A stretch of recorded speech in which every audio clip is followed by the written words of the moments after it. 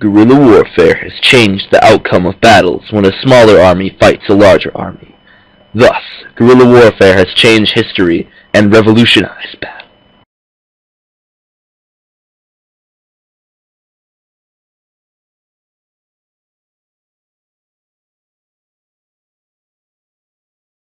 Here we are, we're about to demonstrate some guerrilla tactics that guerrillas warriors commonly utilize when they're in wooded areas such as Vietnam or other wooded areas like in Asia.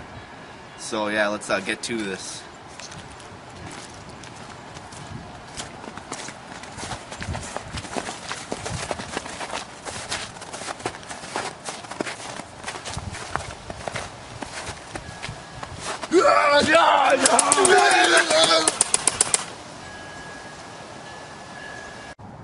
As you can see, Ryan was hidden in that tree. We didn't see him when we were walking over, so after we passed him, Ryan could jump down and had a clear shot at our backs, and we did not have enough time to turn 180 and shoot him. This is typically what they would do in Vietnam among other wars that involved guerrilla warfare.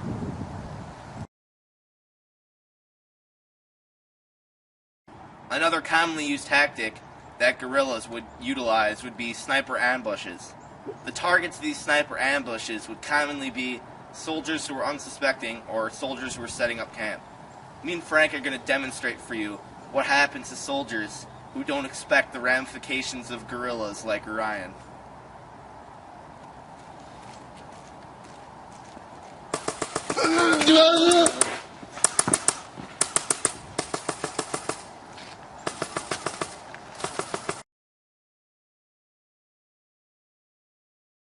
Start.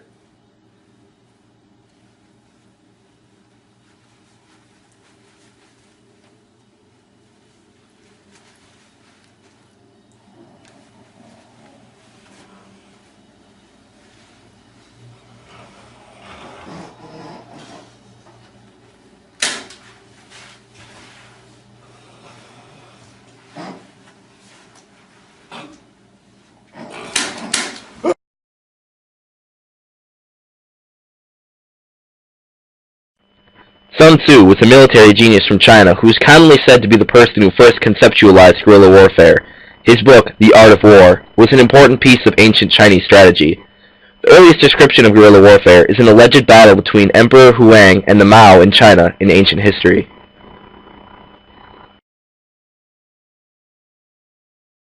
Guerrilla warfare has played an active role in American wars and has changed their outcomes. Here are some examples. Revolutionary War. The notion that British soldiers lined up while American guerrillas just shot at them is recognized as a myth. There were, of course, a few exceptions, such as during battle at Lexington and Concord.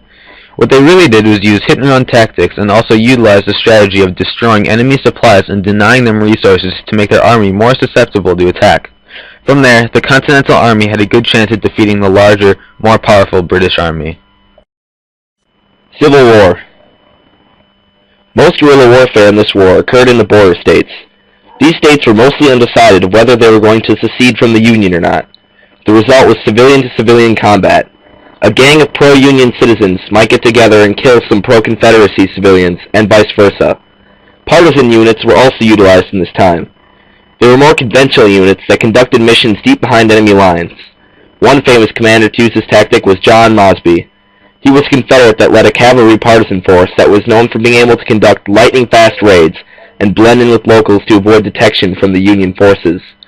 Raids by cavalry units were also very common and effective in this time, and they were considered to be unconventional. They destroyed supplies and other support. Confederate President Jefferson Davis wanted to use guerrilla warfare to prolong the war, but he was opposed by his generals, who would rather surrender and ask for forgiveness from the Union. Vietnam War. The Vietnam War is commonly thought to be mainly a guerrilla war, but much of it was conventional. The NVA would fight with conventional warfare, while the Viet Cong leaned towards guerrilla tactics and unconventional warfare. Tunnels played a large role in fighting because they provided a safe haven, a base of operations, and a constant means of escape. The Viet Cong failed in their objective, showing how a guerrilla campaign struggles over the large scale and for extended periods of time. This war is a prime example of how guerrillas can effectively prolong a war with unconventional tactics, and how the average Vietnamese citizen can in reality be the enemy. Modern day. Guerrilla tactics are often employed by the Iraqi insurgents against coalition forces. These tactics can include the bombing of vehicles via roadside bomb, but there are other methods. Suicide bombers are also used to great effect. Ambushes and sniper attacks, as well as the more traditional hit-and-run raids, are also not uncommon. The guerrillas in Afghanistan are very difficult to detect, and even harder to kill because of their ability to blend in with the population. American troops don't want to harm any innocent civilians, and that makes it hard to kill terrorists because they are disguising themselves to look like bystanders, when in reality they are plotting to kill people. Revolution. Rather than armies charging at each other and losing a large quantity of soldiers, generals started to devise plans to secretly wear down the enemy and preserve soldiers. By wearing down the enemy's supplies, resources, and soldiers, when the real battle came, the enemies would not stand a chance. This revolutionized warfare as we know it, and it continues to be used successfully to this day. Reaction. At first people did not know how to combat this strategy, but they eventually caught on. The strategy then spread throughout the world and evolved with the current use of terrorism such as suicide bombings and roadside bombs. Reform. People began to learn how to combat guerrillas, and that caused a complete change in warfare. It was no longer a mystery on how to fight guerrilla warriors, and the countries began to create units specialized in defeating these unconventional fighters. Certain types of guerrilla warfare are looked down upon by most nations because they are hard to fight and inhumane. This includes car bombs and suicide bombers, as well as other unusual methods of fighting.